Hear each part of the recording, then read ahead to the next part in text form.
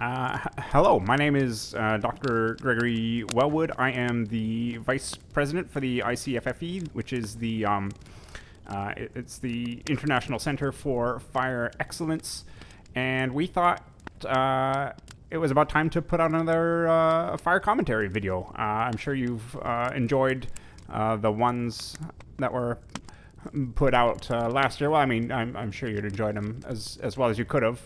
My colleague, Dr. Dale Hedberg, was the commentator on those, and he's all right at what he does, but yeah, he's fine. He's fine. He's a professor of pyrogenics at the world-renowned Fire of the Sacred Heart College, where we both attended and did our undergraduate studies and our graduate studies and of course our postgrad studies. I mean, it is the premier college to study pyronics and pyrology in this country, or indeed, I believe any country. Really, there's not any school that can compete with the Fire of the Sacred Heart College. It is world renowned, of course. And we were research assistants there. And anyways, my colleague Dr. Hedberg is the professor of the program there, and well, he's I suppose just been a bit busy with his work, too busy to record another fire commentation video. So the mantle falls to me, and I'm happy to do that. I'm happy to time. I mean, I'm busy too. I am currently working as a line chef at Red Lobster, and it's Crab Fest right now, and we're busy. But yeah, I certainly don't mind taking time out of my schedule to do something like this, because I think fire education is important, and I think it's just. I mean, how can you not find time for something like this, really? So, with that said, let's get to the fire. So, oh man, what a fire we got here today. Yeah, the fire we got here is it's a Thruple PM11. If you'll recall, Dr.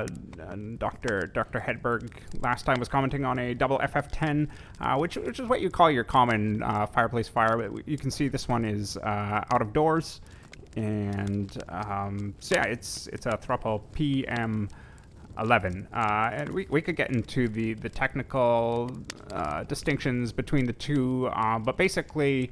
The main difference is that the Thruple PM11 has a higher airflow vector across the pyrorb because of we're out of doors, right? So obviously there's going to be a bit more airflow. And our enclosure, we got a convex wind buffer, or CWB, as we say, and that's just going to place the hot spot forward across the air vector, and that's creating a lot of backdrafting concentration in the in our convex windshield here, and obviously that's creating a number of very distinct effects and results than you'd see in a typical double FF10 in a fireplace. So you can see our flare-ups. Flare-up categories. We're typically hitting a 7 or an 8 at minimum, whereas in a double FF10 you maybe see that every once in a while. But that's kind of the norm here for our Thruple PM11.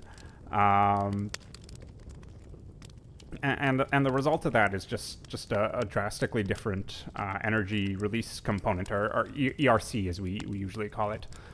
So the ERC is quite significantly different, and you can really, I mean, you're not here, so you can't feel the fire, obviously. But I hope you'll be able to sit around a campfire in the near future and experience this. But the ERC is, it's got this really,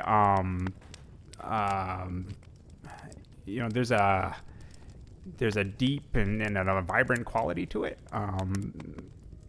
which you just don't get from a double FF10. I mean, a double FF10 is nice. It's nice to sit around the fireplace at home and enjoy that. But I think, for my money, you really can't beat a Thruple PM11 for ERC feel.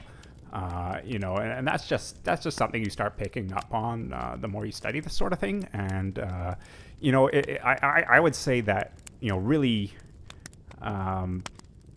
You really have to know what you're about with pyrotechnics to really appreciate it to its full extent. So in some ways, it doesn't describe me that Dr. Hedberg picked a double FF10 to commentate on, but I mean,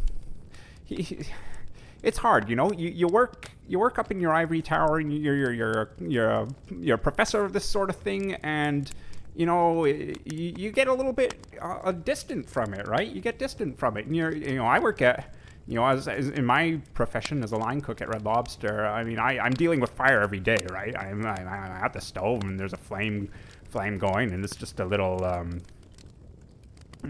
just a major FF4V, that'd be your typical gas stove fire, right? But still, it's fire, and you're feeling those ERCs, and you're feeling, you're feeling the Ventura effect, and it's, you're just in it, right? And so you gain a different appreciation for it, and some people might say a superior appreciation for it. I might, if you pressed me, I might say a superior appreciation for it. And anyways, let's get back to this fire here we got. One of the nice things about a Thruple PM11 is, obviously you don't have to worry about backflow prevention. We're not indoors, so we're just in the outdoors, and there's no need to worry about that. And so you're just seeing the result of that. You're seeing ANFLO levels that are just really quite remarkable. And you can look at that. Look at right in the middle there. That really, the camera's maybe not picking up so well, but I just see this really rich orange, rich umber sort of tone to the pyrorb there, and that's really just something. I never get tired of looking at. I could look at that all day.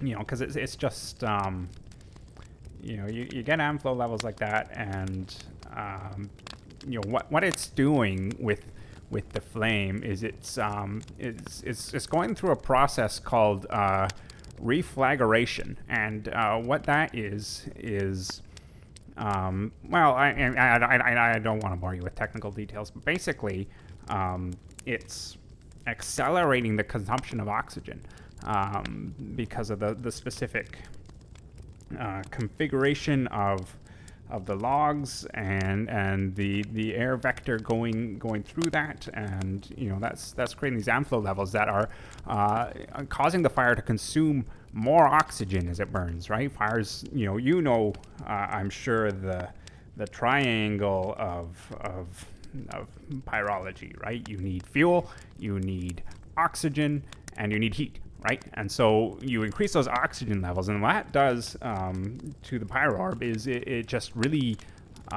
enriches and sort of saturates the quality of the color, and I love it. Give me that any day over an FF10. There's just no comparison. Even well, we won't get into that. Oh, look at that. AirTac is changing. You see the air vector shifted across the pyrorb there, and that's it's changing those vectors, and you can really see the shift in the Ventura effect. Wow. I mean, Well, I should say, before we get too far into this, we should talk about our fire management plan, or FMP here. It's always very, very important to have a fire management plan because we all like to enjoy fire, but as we all know, fires can and have gotten out of hand, and it's caused a lot of destruction, and I mean, we just don't want that to happen. It gives fire a bad name, right? And we who love fire just don't want to see that happen. So very important to have an FMP. And I had a bit of a reputation as being a bit of a maverick in college, because I remember I would start these these fires. I'd go out into the woods and just start a quadruple F1. If you know fire terminology, then you'll know that's quite the fire. But and people would say, Greg, you're crazy. You can't do that. But I always had an FMP, and I was always very careful to make sure that those fires weren't going to get out of hand, because you just hate to see that happen. So when you're making your FMP, there's a few things you got to keep in mind. So you want to keep in mind your EQMC, your equilibrium moisture content. So what's the difference in moisture content between the surrounding air and the fuel you're burning? So obviously then you want to know your fuel moisture content, your FMC.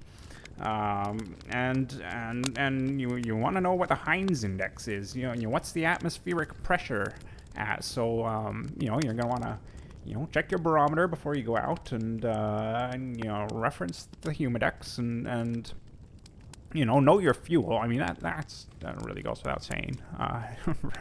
If you want to start a good fire, you got to know your fuel. So, keep all these things in mind, and you think, how far away does this gotta be? What's the wind tack? Where's my airflow going? What's my wind vector?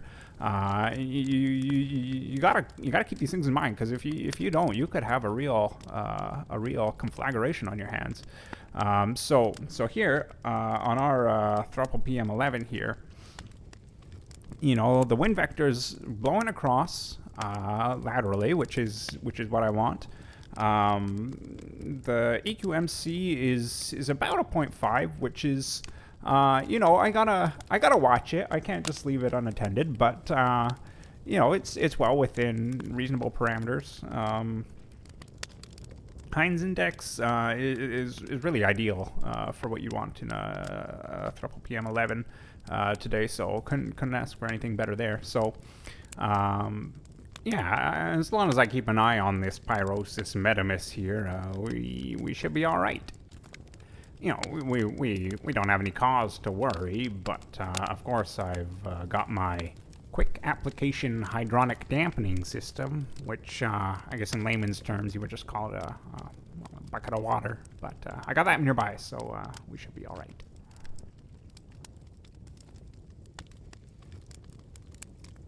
Oh, feel that blaze intensity. That was probably a flare-up category 9. Once you start getting up above 8, you can really feel it. Yeah, I think I'm happy with my decision to do the double cross lay for the fuel forward configuration there. I was thinking I might do a dead cross lay, but double cross lay I think has worked out pretty well. You can see it in the the hot spots sitting just right where you want it, about 2 to 3 centimeters above your fuel bed. Yeah, double cross lay was definitely the right decision. So one thing you want to watch out for is slop over. So whenever you're making your FMP, your fire management plan, you want to account for slop over, but ideally it's not going to happen.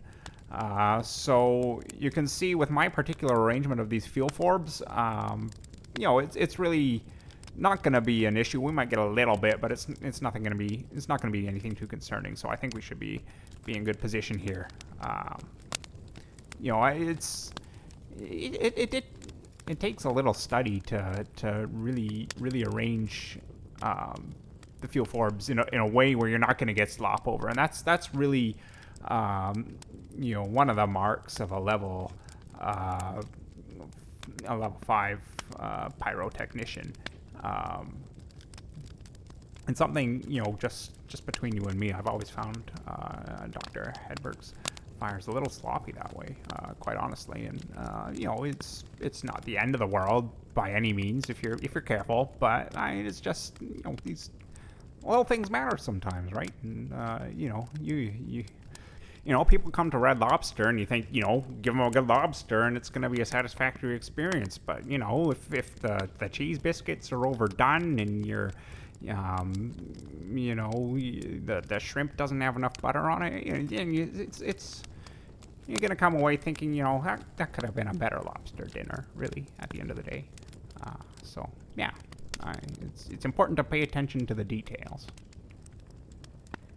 Look at those fire fingers there.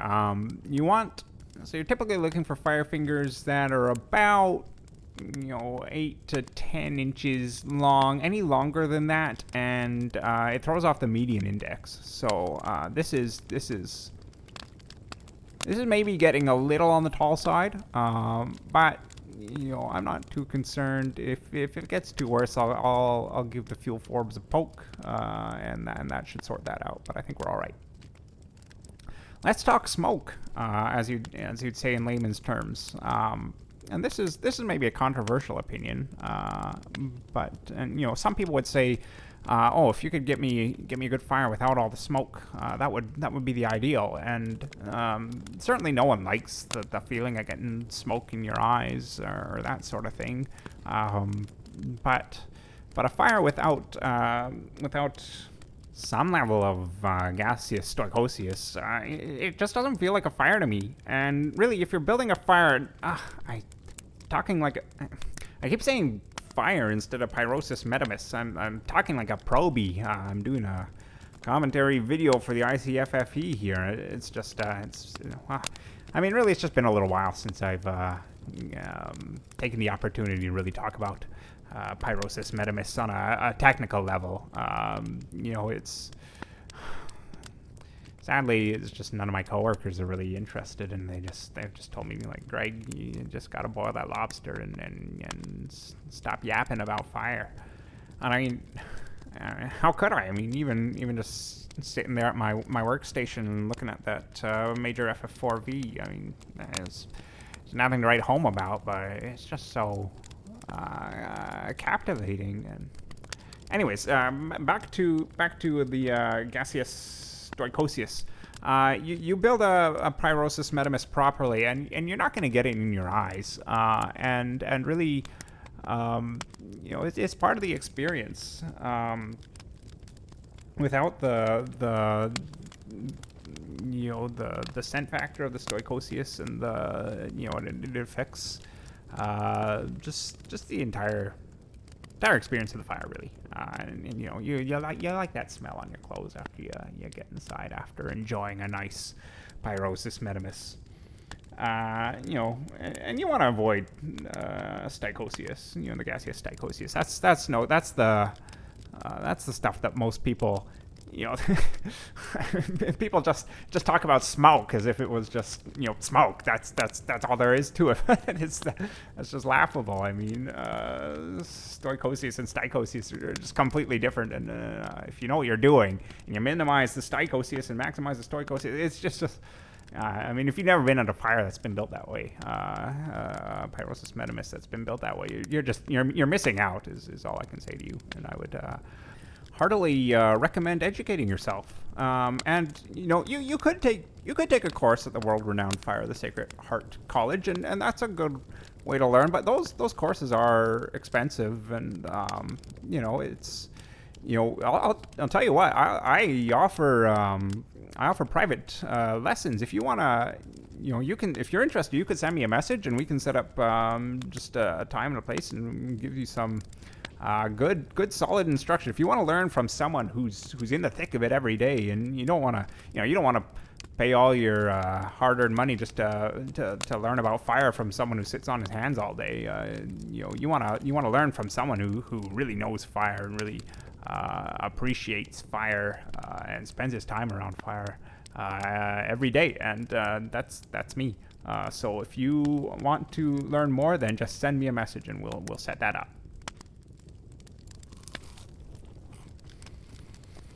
Why don't we take a minute to thank this video's sponsor? So I'd like to thank Red Lobster for sponsoring this video. I've been they've given me some of their cheese biscuits to chow down on while I've been watching this fire, and I do say I enjoy a good snack while I'm enjoying a good fire. That's good. Some crab days are on right now, so head on down to Red Lobster and grab yourself all-you-can-eat crab, and try and get a spot by the fireplace in the restaurant and enjoy double FF10 while you're eating, and maybe go outside and enjoy a Thruple PM11 after. You can't have too much fire in one day. That's what I always say. The more pyrosis metamus, the better. So again, thank you, Red Lobster.